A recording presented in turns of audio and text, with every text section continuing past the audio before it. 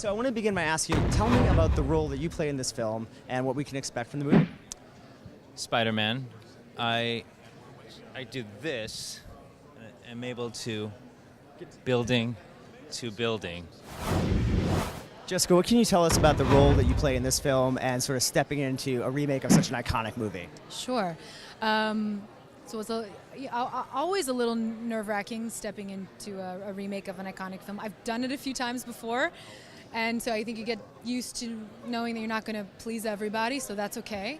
My character, Melina, resistance fighter, underground, working against the government, trying to help Quaid, trying to understand what the relationship is there, what's real, what isn't, what does he remember, what do I believe. Kind of like a normal relationship, as everybody has experienced. Can you tell us a little bit about the character you play? I play Cohagen, who is the main villain. But An iconic part. kind of iconic part. Yes, very iconic. Ronnie Cox played him in the original, and I wanted to do something different. I don't want to repeat what some other actor has done. So I wanted to instill him with a sense of remorse if he has to kill someone, and compassion, and that he truly feels, if you follow me, if my constituents follow me, I will lead you to where you want to live and how you want to be. He's full of himself in some way when you look at it objectively, but he compassionately feels that. So I hope it comes across that way. My character's name is McLean. I play the proprietor of Recall, which is where Colin Farrell comes to get a mind vacation, as it were, and get a new set of memories. Were you familiar with the classic Arnold Schwarzenegger film? Was that sort of an inspiration in some ways? Was that something you loved growing up? Very familiar. Was a big fan of it when it came out.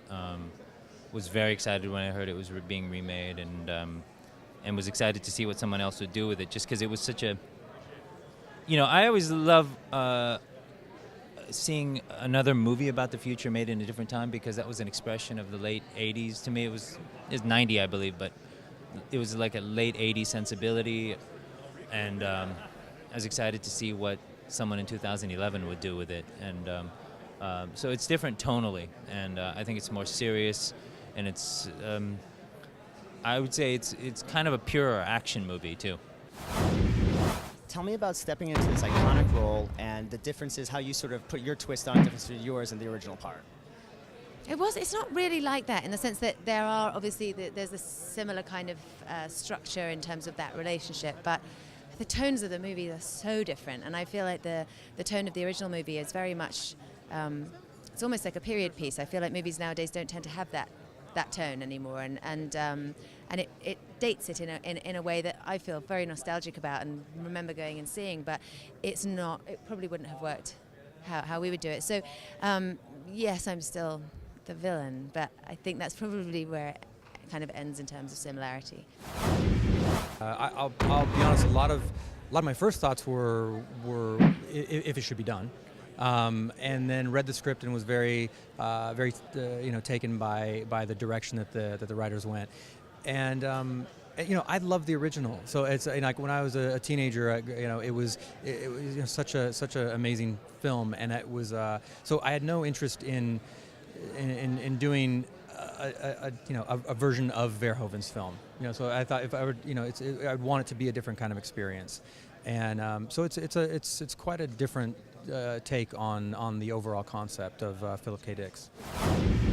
Were you a fan of the original? Yeah, I was. I wasn't a diehard, but I grew up watching it. It was probably one of my first, rated R movies that I saw, which is so cool. And I'm excited. I'm really excited for it. It's different. We're really spinning a new, fresh take on this story and really focusing on the source material and the themes.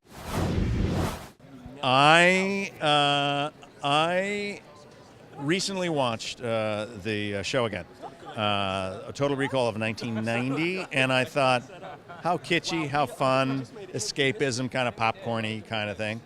But it didn't really hold to the story that Philip Dick, I think, originally envisioned, and so this current version is leaps and bounds beyond that.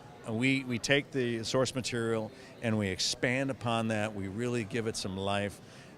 But also the mere fact that 20 years advanced in technology allows us to really shine. When it comes to the CGI work, you're going to be blown away. But what I love about it and what I read in that script, it was the story I followed. And I wouldn't be doing this if I didn't like the story. I mean, truly like that story. And it's compelling, it's compassionate, interesting storytelling. That's why I'm there. Does it make it more modern, more realistic, more modern for modern day audience to take out the Mars aspect of the project? I think so. It's one of the things that I really liked about the script of that it didn't take place on Mars, and because the thing that I was really drawn to about Total Recall is actually the dilemma that the character is actually in, and he sits down in a chair. He chooses an adventure of sorts, and whether that be Mars or whether it be any kind of location, it's really the journey that he goes through himself as a character with the struggle of who am I, that is really the most fascinating part, whatever destination you actually go to. And that's what I really wanted to dive into more of, was from Philip K. Dick's story of that real struggle that he's going through about reality versus fantasy and who he really is. Got some cool scenes with Colin, I assume? Yes, sir. Yeah, I worked with Colin. He's the only guy I worked with. He's terrific. I mean, he's a really good actor, as it turns out. You seem surprised by that. I thought he sucked. I thought. No, I mean, it was just really exciting. Like, it's always interesting to watch other people work, and he is an incredibly hard worker, I found out. Okay, so that's how he's really excellent. He just really works at it. I just want to see because I couldn't really remember. I remember the little baby coming out. I remember that, and I remember the woman with 3 tits, and I thought, I've had a fantasy about her for years and years and years, but that's all I remembered from it. So I saw it again, and I thought, it's like, okay, it has its place. But I think it was that time of place that for that kind of movie, they were allowed to do kitschy things with it. I think audiences are much more sophisticated now. I don't think they're gonna accept, in the heat of a battle to have witty little banter. It's like, it just kind of strikes you wrong. Everything you've worked to build up, plausibility in a story and in characters, and then you just blow it on a bantering line in the sign of danger. It's like, so we don't do that. I guess coming to Comic-Con is so important and really cool because we're coming to share with the people who really care about this movie and this franchise and this remake, and we'll be there in the theaters on opening weekend, hopefully. And it's a wild experience. There are so many people here dressed up in all different types of costumes that I think a lot of people make their own, which is really impressive. And they just care so much, and it's nice to share with the people who are here for the art and for the work, because we're working our butts off, as everyone does on a film, and it's nice to share that.